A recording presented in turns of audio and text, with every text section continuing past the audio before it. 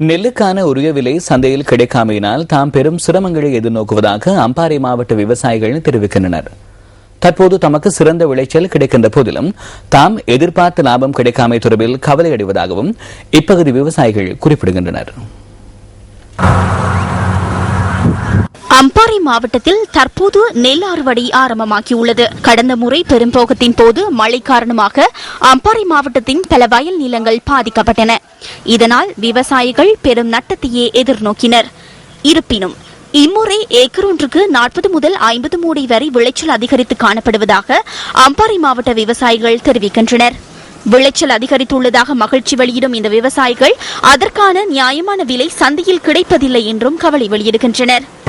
இந்த விவசாயத்தில் எங்களுக்கு வந்துட்டு பெரும்போகத்தில் மழையால் எங்கள் வெள்ளத்தால் பாதிக்கப்பட்ட நாங்கள் இப்போ இந்த சிறுபோகத்தில் எங்களுக்கு விவசாயம் வந்துக்கிட்டு விளைச்சலை 45-50 மூடையான நெல்லுகளை நாங்கள் பெற்றுக்கொள்கிறோம். ஆகையால் எங்களுக்கு இந்த சிறுபோகத்தில் போகிற விலைகள் எங்களுக்கு பற்றாக்குறையாக இருக்கின்றது. விவசாயம் இப்படி விலை வாசி இல்லாட்டி எங்களுக்கு நஷ்டத்தை தான் தரும். இப்போ உள்ள பொருளாதார சிக்கலுக்கும் விலை வாசிகளுக்கும் இடையில் எங்களுக்கு பெரும் நஷ்டத்தை ஏற்படுத்தி தருது. AT 307, AT 362, PG 360 உள்ளிட்ட மேலும் பல நெல்லினங்கள் இம்முறை சிறுபோகத்தில் விதைக்கப்பட்டுள்ளன.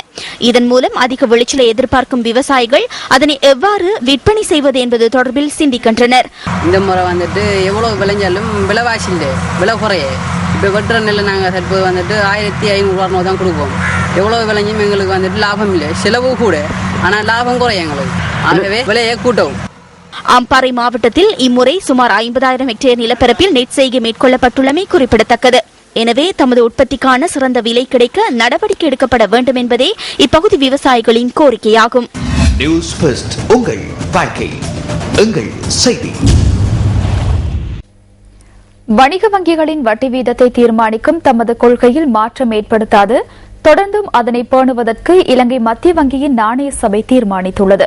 அதன்படி இலங்கை மத்திய வங்கியின் மீள்கொள்வனவு வீதத்தையும் நேர்மாற்று மீள்கொள்வனவு வீதத்தையும் எவ்வித மாற்றமும் இன்றி முறையே 7 வீதமாகவும் 9 வீதமாகவும் பேணுவதற்கு தீர்மானிக்கப்பட்டுள்ளது.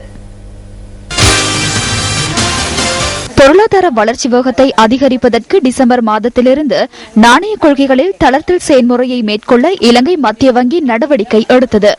அதன் பிரகாரம் வட்டி வீதம் 2 தடவைகள் குறைக்கப்பட்டதுடன் ஜூன் மாதம் 26ஆம் தேதி வணிக வங்கிகளின் நியதி ஒதுக்கு வீதமும் குறைக்கப்பட்டது. அதன் பிரதிபலனாக வணிக வங்கிகளின் வட்டி வீதம் குறிப்பிடத்தக்க அளவு குறைவடைந்துள்ளதாக இலங்கை மத்திய வங்கி தெரிவிக்கின்றது. இந்த வருடம் மே மாதம் தனியார் துறைக்கான கடன் வழங்கல்கள் அதன் முன்னைய மாதத்தில் காணப்பட்ட 7.6 பில்லியன் ரூபாவிலிருந்து 18.3 பில்லியன் ரூபாய் வரை அதிகரித்துள்ளதாகவும் மத்திய வங்கி குறிப்பிட்டுள்ளது. மயூர வசந்தய 2013 வர்த்தக கண்காட்சி மற்றும் களியாட்ட நிகழ்வு நாரமல்ல பொது மைதானத்தில் இன்று மாலை ஆரம்பமானது. இதற்கு நியூஸ் ஃபர்ஸ்ட் ஊடக அனுசரணை வழங்குகின்றமை குறிப்பிடத்தக்கதாகும். மயூர வசந்தைய 2013 வர்த்தக கண்காட்சி மற்றும் களியாட்ட நிகழ்வை நாரமல்ல மயூரபாத மத்திய கல்லூரியின் பழைய மாணவ சங்கம் ஏற்பாடு செய்துள்ளது. இன்று முதல் எதிர்வரும் 28ஆம் தேதி வரை நடைபெறவுள்ள இந்த கண்காட்சியில் நாட்டின் பிரபல இசைக்குழுக்களின் இசை நிகழ்ச்சிகளும் இடம்பெறவுள்ளன.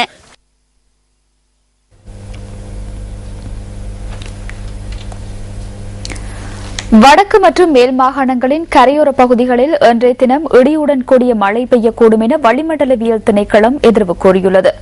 புத்தளம் முதல் யாழ்ப்பாணம் ஊடாக திருகோணமலை வரையும் ஹம்பாந்தோட்டை முதல் பொத்துவில் வரையான கடலோர பகுதிகளிலும் காற்றின் வேகம் மணிக்கு 60 தொடக்கம் 70 கிலோமீட்டர் வரை அதிகரிக்கக்கூடும் என வளிமண்டலவியல் திணைக்களம் குறிப்பிட்டுள்ளது.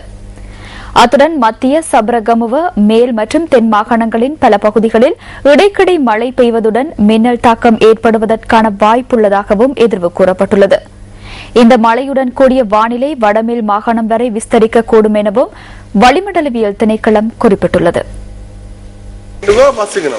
நேற்று அதிகாலை வீசிய காற்றுடன் கூடிய வானிலையினால் சேதமான கொழும்பின் பல்வேறு பகுதிகளுக்கும் எமது செய்தியாளர்கள் இன்று சென்றிருந்தனர். தெமட்டகொட 51வது தோட்ட பகுதியில் ஏற்பட்ட காற்றினால் சேதமடைந்த வீடுகள் இதுவரை சுத்திகரிக்கப்படாமையே காணக்கூடியதாக இருந்தது.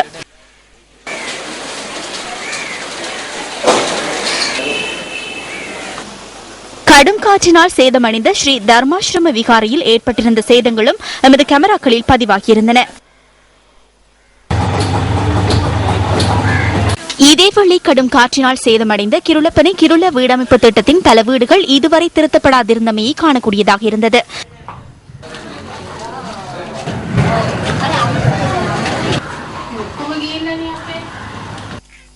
நுவரெலியா புதிய ஆண்ட்ரூ மாவட்டத்தில் உள்ள வீடொன்றின் மீதும் வர்த்தக நிலையம் ஒன்றின் மீதும் நேற்றிரவு 9 மணி அளவில் மரம் ஒன்று முறிந்து விழுந்துள்ளது.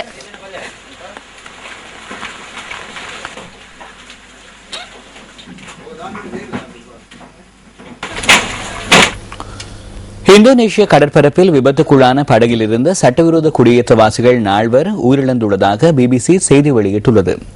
இந்த படகில் இருந்து 157 பேர் காப்பாற்றப்பட்டுள்ளதாகவும் அந்த செய்தியில் குறிப்பிடப்பட்டுள்ளது. இதேவேளை கிறிஸ்துமஸ் தீவு கரையில் சட்டவிரோதமாக ஆஸ்திரேலியா நோக்கி பயணம் மேற்கொள்ள முயற்சித்த 38 குடியேற்றவாசிகள் இருந்த படகொன்றை ஆஸ்திரேலிய கரையோர பாதுகாப்பு அதிகாரிகள் கைப்பற்றியுள்ளனர். இந்தோனேஷிய மேற்கு ஜாவா பிரதேசத்தின் சியான்பூர் கடற்பகுதியில் நேற்று இந்த படகு விபத்துக்குள்ளாகியிருந்தது. குறித்த பகுதியில் முருங்கை கற்களுடன் படகு மோதியதால் படகு விபத்துக்குள்ளாகியுள்ளது. அவ்வழியில் பரவிய புகையுடன் படகு கடலில் மூழ்கியுள்ளதாக சர்வதேச தகவல்கள் குறிப்பிடுகின்றன. படகு விபத்துக்குள்ளான சந்தர்ப்பத்தில் படகில் 160 பேருக்கும் அதிகமானவர்கள் இருந்துள்ளதுடன் அவர்களுள் இலங்கை, ஈரான் மற்றும் ஆப்கானிஸ்தான் பிரஜைகளும் இனங்காணப்பட்டுள்ளனர். இந்தோனேஷியாவுக்கான இலங்கை தூதுவர் நந்த மல்லவாராட்சியிடம் இது தொடர்பில் நாம் வினவிய போது விபத்துக்குள்ளான படகில் இலங்கையர்களும் இருந்ததாக தமக்கு தகவல் கிடைத்துள்ளதாக கூறினார். எவ்வாறாயினும் உயிரிழந்தவர்கள் இந்த நாட்டைச் சேர்ந்தவர்கள் என இதுவரை கண்டறியப்படவில்லை எனவும் அவர் கூறினார். இதுவரை கிறிஸ்துமஸ் தீவுக்கு அருகில் சட்டவிரோதமாக ஆஸ்திரேலியா நோக்கி பயணிக்க முயற்சித்த 38 குடியேற்றவாசிகளுடனான படகு ஒன்றை ஆஸ்திரேலிய கடற்பாதுகாப்பு அதிகாரிகள் கைப்பற்றியுள்ளனர். அவர்கள் இந்த நாட்டைச் சேர்ந்தவர்கள் என இதுவரையில் உறுதி செய்யப்படவில்லை. ஆஸ்திரேலியா நோக்கி படகில் பயணித்த சிலர் கடலில் நிற்கதிக்குள்ளான நிலையில் வர்த்தக கப்பல் ஒன்றினால் காப்பாற்றப்பட்டுள்ளதாக கடற்படை தரப்பு குறிப்பிடுகின்றது. இன்று காலை கடற்படையினரால் வர்த்தக கப்பல்களுக்கு வழங்கப்பட்ட அறிவுறுத்தல்களை அடுத்தே நிற்கதிக்குள்ளானவர்கள் காப்பாற்றப்பட்டதாக கடற்படையின் ஊடக பேச்சாளர் குமாந்த குசல வர்ணகுல சூரிய தெரிவித்தார். காலையிலிருந்து 290 கடல் மைல் தொலைவில் இந்த குழுவினர் காப்பாற்றப்பட்டுள்ளனர். அனர்த்தத்துக்குள்ளான படகில் 73 பேர் இருந்ததாக கடற்படையின் ஊடக பேச்சாளர் கூறினார்.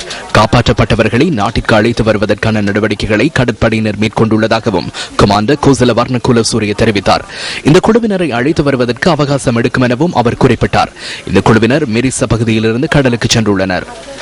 இதேவேளை சட்டவிரோதமான முறையில் ஆஸ்திரேலியாவை நோக்கி பயணித்த பல படகுகள் கடந்த காலங்களில் விபத்துக்குள்ளாகி இருந்தன. கடந்த 13ஆம் தேதி இலங்கையர்கள் உள்ளிட்ட சட்டவிரோத குடியேற்றவாசிகளுடனான படகொன்று விபத்துக்குள்ளாகி இருந்தது. குறித்த படகில் 97 பேர் பயணித்திருந்ததுடன் அவர்களில் 88 பேர் மாத்திரமே காப்பாற்றப்பட்டிருந்தனர். அத்துடன் கடந்த 16ஆம் தேதி 180 சட்டவிரோத குடியேற்றவாசிகளுடனான மற்றொரு படகும் விபத்துக்குள்ளாகி இருந்தது. 2012ஆம் ஆண்டு ஆஸ்திரேலியாவை நோக்கி சட்டவிரோதமான முறையில் 278 படகுகள் பயணித்துள்ளதுடன் அவற்றில் 17,202 பேர் சென்றிருந்தனர். இந்த ஆண்டின் இதுவரையான காலப்பகுதியில் 218 படகுகளினூடாக 15,182 சட்டவிரோத குடியேற்றவாசிகள் ஆஸ்திரேலியாவை நோக்கி பயணித்துள்ளனர். எவ்வாறாயினும் படகினூடாக தமது நாட்டிற்குள் சட்டவிரோதமாக பிரவேசிக்கும் எந்த ஒரு குடியேற்றவாசியையும் தமது நாட்டிற்குள் அனுமதிக்க மாட்டோம் என ஆஸ்திரேலிய பிரதமர் கெவின் ராத் தெரிவித்து சில தினங்களுக்குள் இந்த விபத்து பதிவாகியுள்ளது. அந்த நாட்டின் புதிய அரசியல் பாதுகாப்பு கொள்கைகளுக்கு அமைவாக சட்டவிரோத குடியேற்றவாசிகள் அனைவரும் பப்புவா நியூ கினியா தீவுக்கு அனுப்பி வைக்கப்படுவார்கள் என தெரிவிக்கப்பட்டுள்ளது. இந்த புதிய அரசியல் பாதுகாப்பு கொள்கை அறிமுகப்படுத்தப்பட்டதன் பின்னர் பசிபிக் தீவுகள் உள்ள நவரு தீவில் ஆஸ்திரேலிய அரசாங்கத்தால் நடாத்தப்படும் சட்டவிரோத குடியேற்றவாசிகளின் முகாம் ஒன்றில் ஏற்பட்ட மோதல் சம்பவத்தால் அங்குள்ள கட்டடம் ஒன்றுக்கு தீ வைக்கப்பட்டிருந்தது. இதேவேளை நவரோ, மெனஸ் மற்றும் பப்புவா நியூ கினியா ஆகிய பகுதிகளில் அமைக்கப்பட்டுள்ள முகாம்களில் அடிப்படை தேவைகள் இல்லாத நிலையில் மக்கள் தடுத்து வைக்கப்பட்டுள்ளதாக ஆஸ்திரேலியாவின் முன்னாள் பாதுகாப்பு முகாமையாளரான ரோட் சென்டி ஜார்ஜ் தெரிவித்துள்ளார்.